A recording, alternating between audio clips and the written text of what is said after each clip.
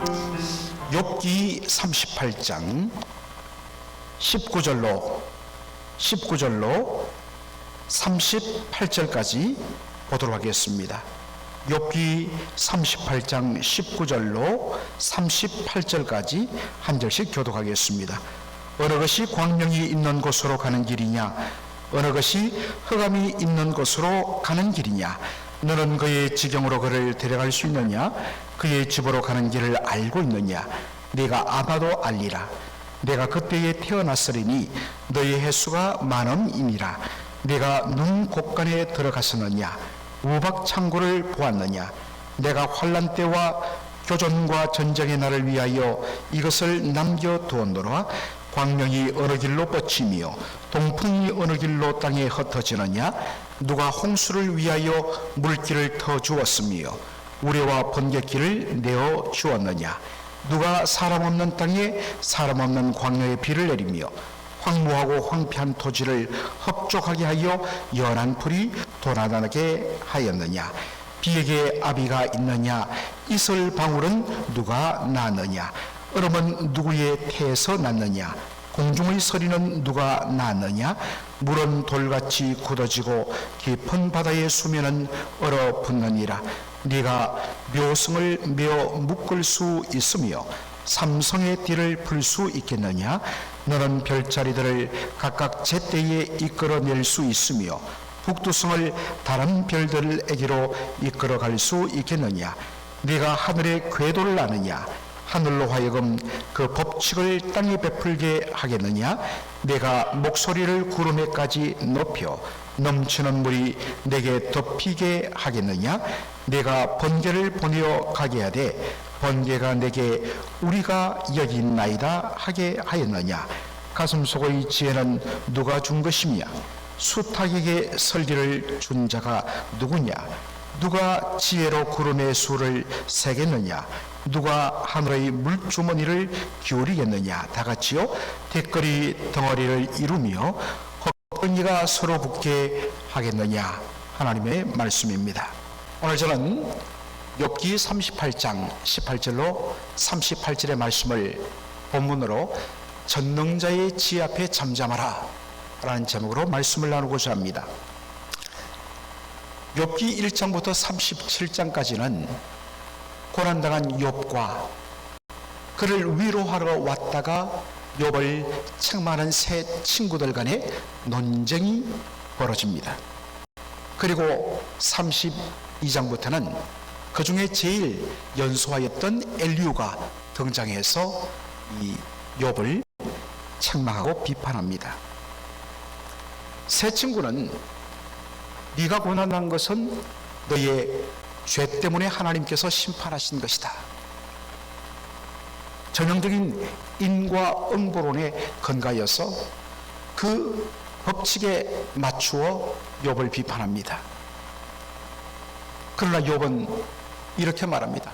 나는 하나님 앞에서 윤동주 시인의 시처럼 하늘 우러러 한 점 부끄럼 없는 인생을 지금까지 살아왔고 하나님 앞에 감히 말씀 드릴 수 있는데 왜 나에게, 하나님 분명 아실 텐데 어떻게 나에게 이런 고난을 주시는가 하는 것이었습니다. 제일 마지막에 등장한 엘리후는 욥, 너는 너를 몰라서 그래. 고난을 베푸시는 그 하나님 분명하게 이유가 있기 때문에 고난을 베푸는 것이야. 그렇기 때문에 하나님 앞에 잠잠해야 돼.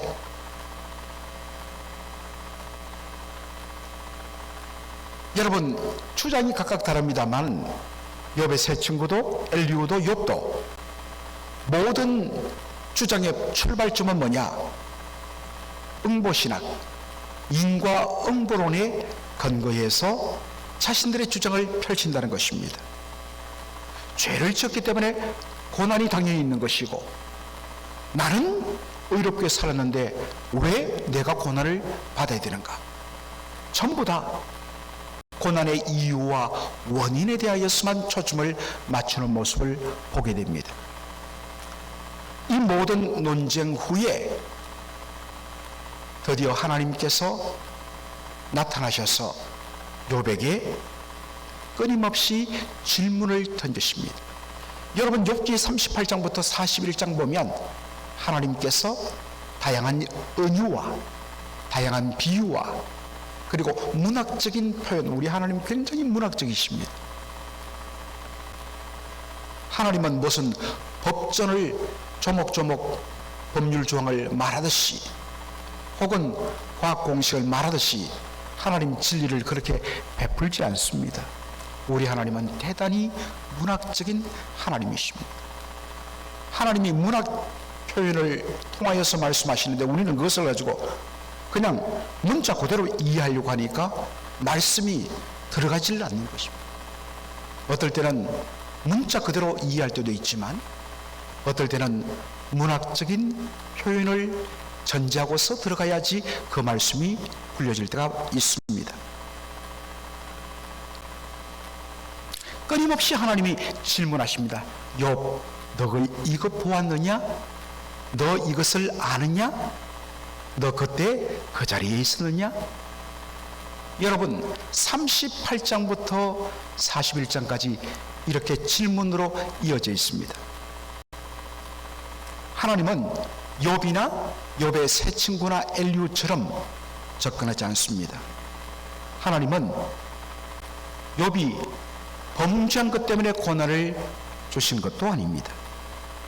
그런데 욥이나 욥의 세 친구나 주장은 다르지만 모두 초점은 어디에 맞춰 있다고요? 고난의 원인과 이유에만 초점을 맞추고 있다는 것입니다. 그런데 욥기 38장부터 41장까지 하나님이 욥에게 끊임없는 질문을 던지면서 하나님이 초점을 맞추는 것은 뭐냐? 고난의 이유와 원인을 찾는 데 집중하지 말라.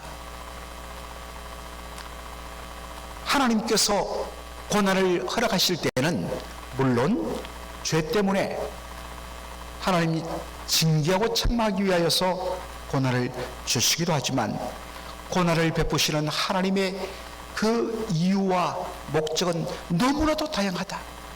다 알 수 없다라는 것입니다. 다만 고난을 당할 때 그 속에, 슬픔을 당할 때 그 속에 하나님께서 선하시며 그리고 이 일을 통하여 하나님께서 분명히 하고자 하시는 선한 목적이 있다.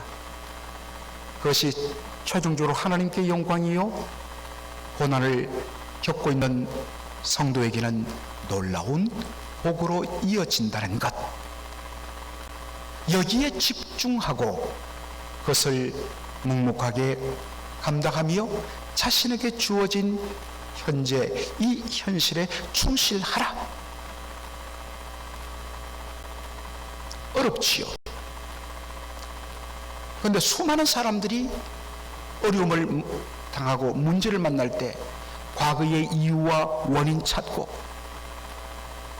그러면서 너무나 고통스러운 건 이해하지만은 바로 현재 나의 삶을 다 망각하고 그 길을 방치한다는 것입니다. 정신을 단하게 차려야 된다고 말씀하십니다. 이것은 고난에 접근하시는 예수님의 관점과도 그대로 일치합니다. 이미 몇 주 전에 언급한 대로 요한복음 9장에 보면 날 때부터 맹인으로 태어난 청년이 있었습니다. 그 청년을 보고 제자들이 단박에 뭐라고 질문합니까? 선생님, 이 사람의 맹인된 것이 그의 죄 때문입니까?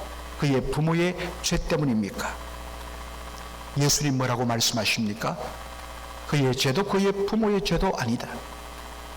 다만 하나님께서 그를 통하여 하고자 하시는 일을 나타내기 위함이라. 예수님은 모든 것을 원인과 결과로만, 그래서 전형적인 인과응보론으로 장애는 분명히 죄 때문이라고 그렇게 통상적으로 어떤 면에서는 기계적으로 접근했던 그 시대에 예수님은 완전히 새로운 관점을 제공하십니다. 고난의 원인과 이유, 물론 우리가 살펴볼 필요가 있지만 거기에 매몰되지 말라는 것입니다. 때로 그 이유는 다 알지 못한다. 그러나 우리가 집중해야 될 것은 고난의 목적이다. 이 고난을 통하여 하나님께서 하고자 하시는 일, 하나님께서 나타내고자 하시는 그 일은 무엇인가? 그것이 우리에게 기대와 소망을 준다는 것입니다. 하나님께서 우리가 어제도 봤지만은 욥기 38장부터 하나님은 자연 현상을 가지고서 끊임없이 질문을 하십니다. 오늘도 마찬가지입니다. 38장 19절로 20절을 보면 어느 것이 광명이 있는 곳으로 가는 길이냐, 어느 것이 흑암이 있는 곳으로 가는 길이냐, 너는 그의 지경으로 그를 데려갈 수 있느냐, 그의 집으로 가는 길을 알고 있느냐 물으십니다. 하나님은 욥에게 너는 빛과 어둠의 근원을 알고 있느냐, 마치 우리가 집에서 자고 일어나서 나와서 활동하고 일 끝마치면 집으로 돌아가듯이, 그런 식으로 하나님께서 지금 문학적으로 표현해서 질문하십니다. 욥이 아는 것은 무엇입니까?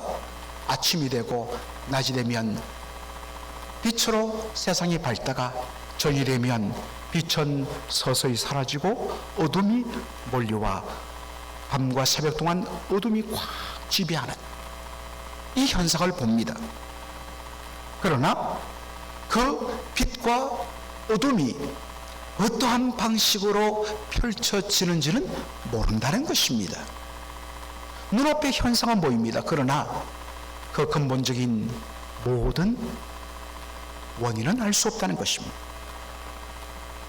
22절에도 보면 이렇게 표현합니다. 네가 눈 곳간에 들어갔느냐, 우박 창고를 보았느냐. 겨울이 되면 눈이 내립니다. 또 여름이면 종종 그렇게 많은 우박들이 쏟아지는데, 야, 이 많은 눈, 이 많은 우박 도대체 어디에서 왔을까? 그래서 곳간과 창고라는 표현을 써서 말합니다. 어디서 끊임없이 이 눈과 우박과 비가 내릴까? 만일 창고가 있다면 그 창고는 얼마나 클까?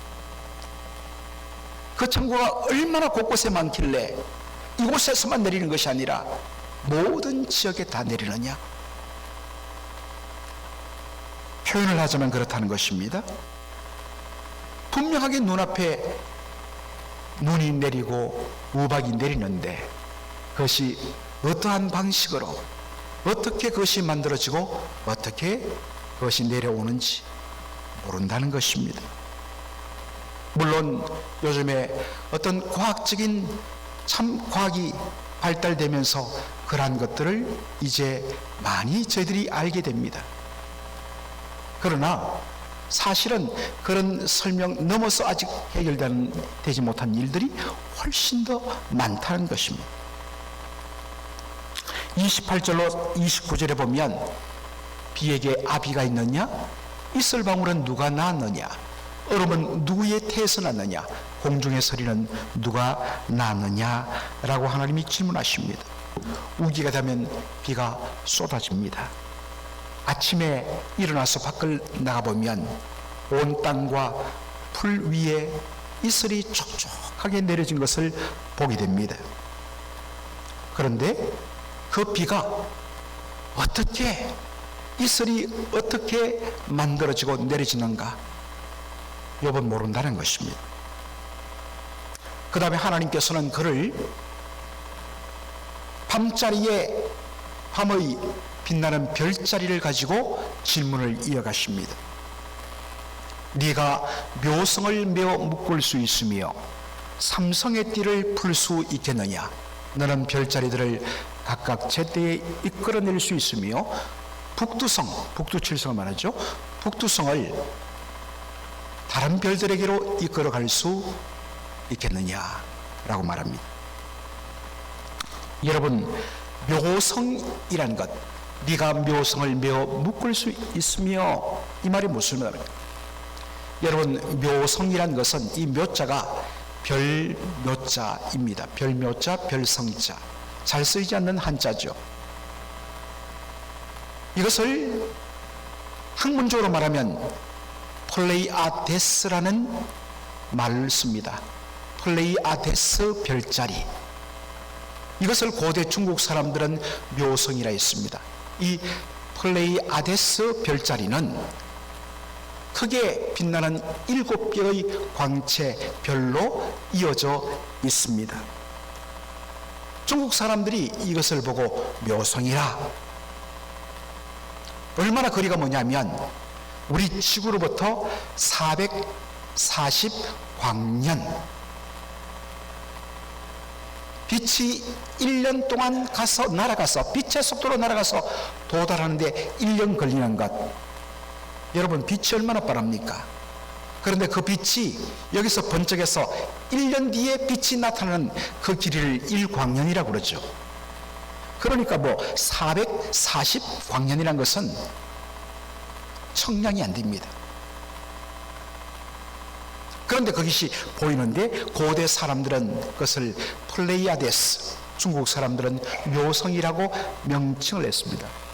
여러분, 이것이 플레이아데스 별자리, 바로 별 군단입니다. 7개의 별로 구성되어 있습니다.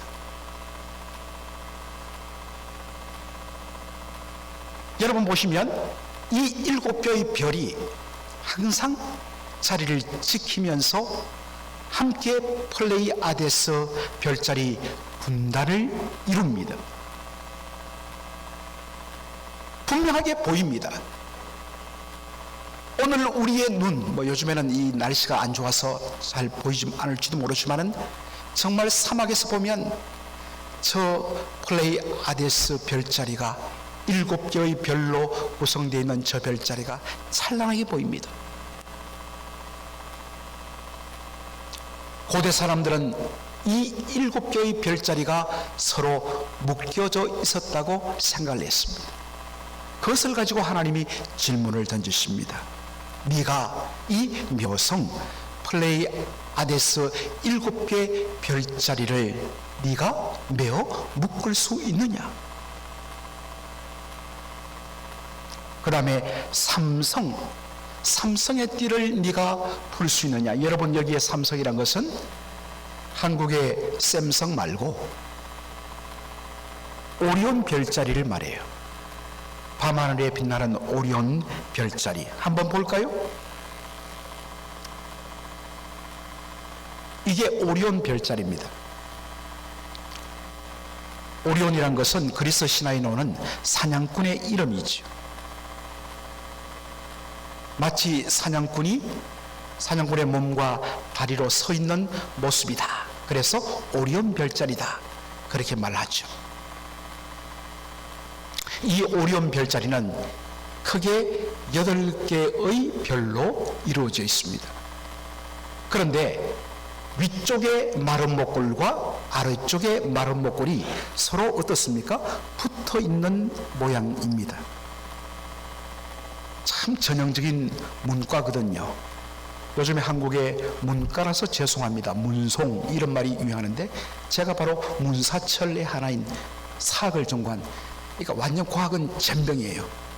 그러니 이것을 여러분에게 설명하기 위해서 또 읽고 또 보고 또 찾아보고 정말 머리에 쥐가 나더라고요. 그래서 지금 제가 제대로 설명을 하고 있는지 모르겠습니다만 아마 맞을 겁니다. 크게 8개의 별로 이어져 있는데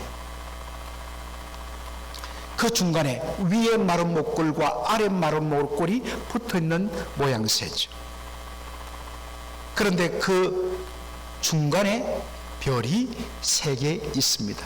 마치 이것이 사람의 허리띠처럼, 사람의 위의 몸과 두 다리 사이에 있는 허리띠 모양처럼 되어 있습니다. 이것을 삼성의 띠, 바로 벨트 오브 오리온이라고 이야기합니다.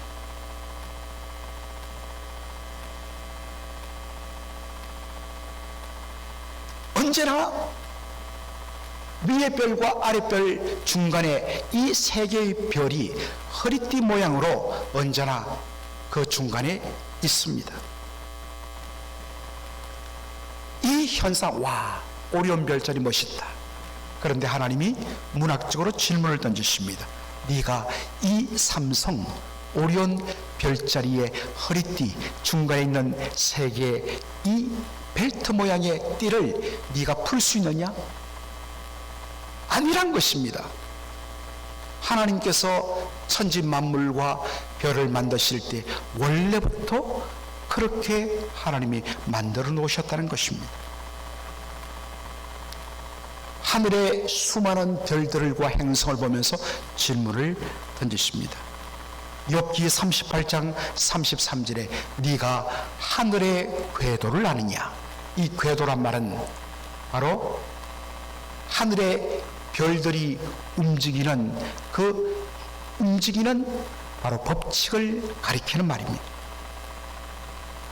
각자의 그 자리를, 그 움직이는 자리를 지키며 그 궤도를 지키며 움직이는 도리, 법칙을 말합니다. 그렇게 수많은 별들과 행성이 하늘에 빼곡히 우리 눈에 보이는 것만도 수백만 개, 수억만 개인데 사실은 그보다 더 많다고 그러죠. 그런데 그 별자리들이 늘 질서 있게 움직이는, 그래서 서로 부딪히지 않는, 도대체 이 원리를, 이런 법칙을 너는 아느냐라는 것입니다.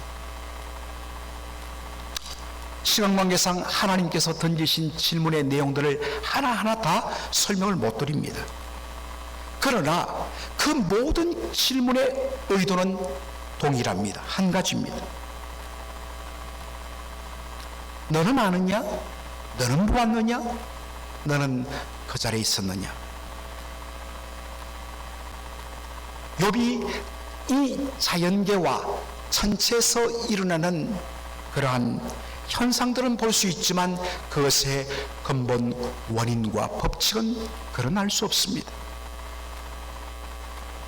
그러나 분명한 것 한 가지는 이 자연세계와 하늘의 천체에 있는 모든 것이 우연히 생기지는 않았다는 것입니다. 그냥 가는 것 같지만 사실은 그 모든 것이 전능자 하나님의 바로 섭리의 손길 아래 보존과 통치 역사함 속에 들어있다는 사실입니다. 이것을 바라보면서 하나님은 살아계시다, 그리고 하나님은 이 모든 것을 주관하신다는 고백을 해야 한다는 것입니다. 그리고 그 모든 일을 통하여 일하시는 하나님의 높고 위대하심을 찬양하며 경배하는 것, 이것이 전능자 앞에서 피조물 인생의 합당한 일이라는 것입니다. 하나님께서 이것을 욥의 고난에 적용하십니다. 이미 보았던 것처럼 욥의 세 친구는 욥이 당한 모든 고난을 죄 때문이라고 접근을 했습니다. 반면에 욥은 말합니다. 억울합니다. 자신은 분명 하나님 앞에 순전하고 그리고 정직한 삶을 살았는데 왜 하나님이 아시면서도 나에게 죄인이 받는, 나 말고 다른 죄인들이 받는 이 고난을 나에게 주신다는 말인가? 이미 말했지만 이 둘의 주장은 서로 정반대지만 출발점 밑바탕은 뭐라고요? 바로 전통적인 인과응보론이라는 것입니다. 이렇게 접근하면 고난의 문제를 제대로 감당하지 못합니다. 고난의 원인과 이유 찾다가 거기에 묻혀서 인생을 절망하며 보냅니다. 하나님께서 자연세계와 천체의 수많은 현상들을 가지고 그에게 너는 아느냐 질문했을 때 이것을 통하여 하나님이 욥에게 던지고자 하시는 내용은 무엇입니까? 너에게 임한 이 고난한 이유를 다 헤아리지 못한다는 것입니다. 그러나 내가 다 이해하지 못한다고 해서 이미 주어지고 움직여가는 이 자연 세계의 현상과 전체를, 그 존재를 부인할 수는 없다는 것입니다. 마찬가지로 우리가 당한 이 고난, 결코 우연이고 우발적으로 온 것이 아니라는 것입니다. 하나님께서 허락하셨기 때문에 우리의 삶에 찾아왔다는 것입니다. 그리고 허락하신 이유를 다 모르지만 분명한 것 한 가지는, 분명 하나님께서 이것을 통하여 하고자 하시는 일을 나타내기 위한 선한 목적이라는 사실입니다. 비록 그 과정은 너무나 고통스럽습니다.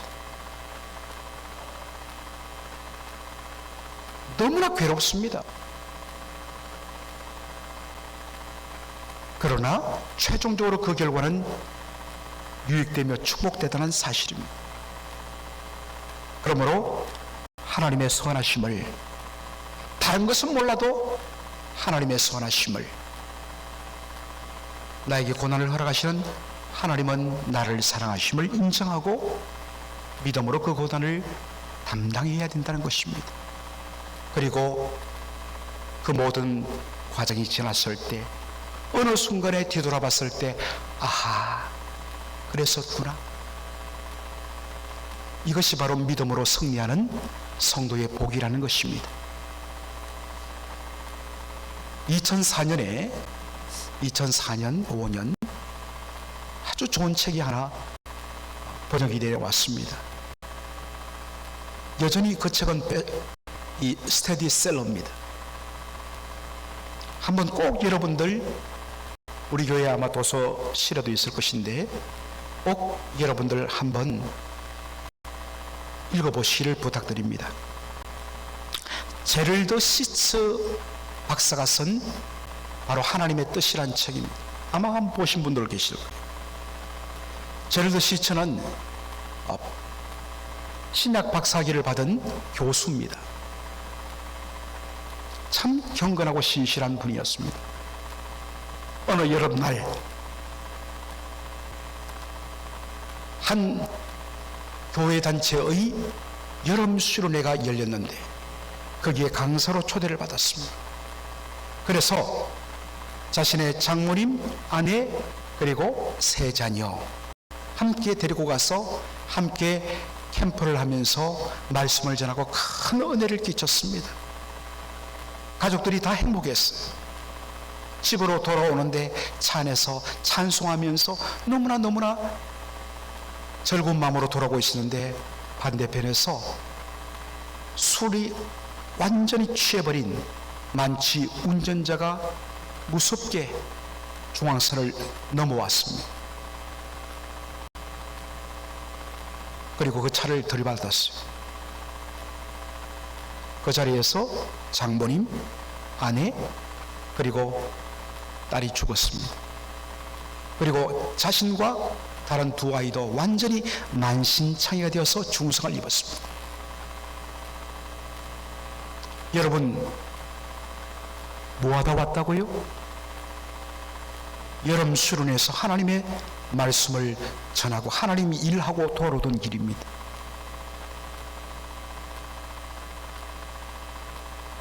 그때부터 제럴드 시츠의 몸부림이 시작됩니다. 하나님의 뜻은 무엇입니까?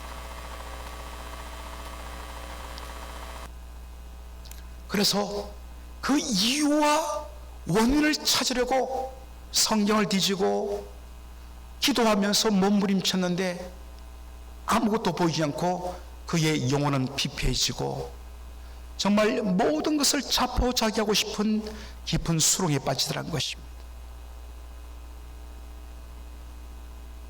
그런 가운데 문득 정신을 차리고 보니 아이들이 방치되어 있더란 것입니다. 몸은 회복됐는데 이 어마어마한 사고로 충격을 받고 엄마를 잃고 자신의 시블링 동기를 잃어버린 두 아이가 눈에 보이더란 것입니다. 순간 정신 번쩍 들었습니다. 고난의 이유고 뭐고 간에 자식부터 살리자.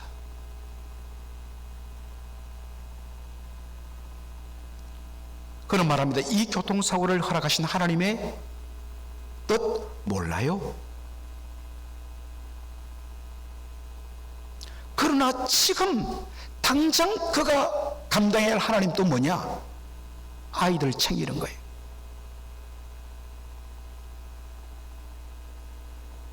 그런 책에서 이렇게 말합니다. 하나님은 우리 인생에 대하여 계획을 가지고 계신다. 그러나 현재 순간 이미 알고 있는 뜻,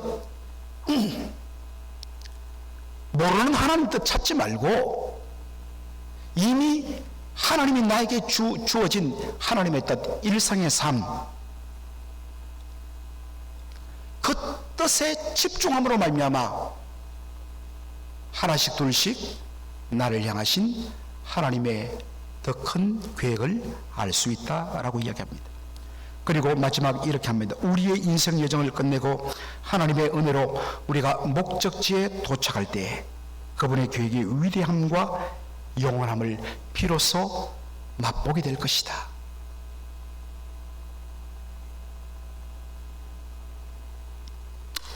그러니 현재 자신이 처한 작은 일, 일상에 충실하라. 자꾸만 우리는 뭐냐? 일상은 외면하고 자꾸만 뭐 큰 거, 거대 담론 내려놓으십시오. 내 앞에 작은 것, 미시적인 일 하나하나에 주목해야 합니다. 자꾸만 자신이 당한 원인, 이유, 수많은 사람들이 자꾸만 과거에 묶여 있어요. 뭐 이야기해도 자꾸만 과거로 끌고 들어가요. 해결되지 않습니다. 여러분의 당한 일의 이유와 원인을 찾는데 골몰하지 마십시오. 다만 하나님께서 이것을 통하여 무엇을 행하시는지, 그분이 나타내고자 하시는 그분의 목적에 주목하십시오. 그리고 날마다 매 순간마다 사탄은 우리로 하여금 하나님을 신뢰하지 못하도록 의심을 일으킬 때 사탄아 물러가라. 그래도 우리 하나님 선하시며 나를 사랑하시며 그리고 최종적으로 나를 복되게 하시는 좋으신 하나님이시다. 날마다 이 믿음을 붙들고 걸어가는 저와 여러분 되기를 주의 이름으로 축원합니다. 아멘. 살아계신 우리 아버지 하나님, 은혜와 사랑을 감사드립니다. 참으로 욥기를 묵상하면서 이것이 남의 문제가 아니라 크고 작은 고통과 고민과 번민이 우리 각자의 삶에 다 있음을 고백합니다. 주님, 이 말씀을 통하여서 이해할 수 없는 이유와 원인에 묶여서 그것만을 풀려고 몸부림쳤던 저희들, 이제는 시선을 거기서 눈을 돌려서 이 일을 통하여 이루고자 하시는 분명 하나님의 선하신 뜻이 있을 것임을 바라며, 이제는 우리의 모든 삶의 현실을 집중하며 우리의 일상의 삶 사랑하며 섬기며 축복하며 묵묵히 하나님의 영광을 위하여 살아가는 저희들 될 수 있도록 주여 우리의 심정을 주장하여 주시옵소서. 하나님은 여전히 선하십니다. 하나님은 여전히 우리를 사랑하십니다. 과정은 고통스러울지라도 최종적으로 하나님께서 우리에게 주시는 것은 놀라운 복임을 바라보면서 묵묵히 믿음으로 이 광야 같은 세상을 살아가고 걸어가는 저희들 되게 하여 주시옵소서. 예수님의 이름으로 기도합나이다. 아멘.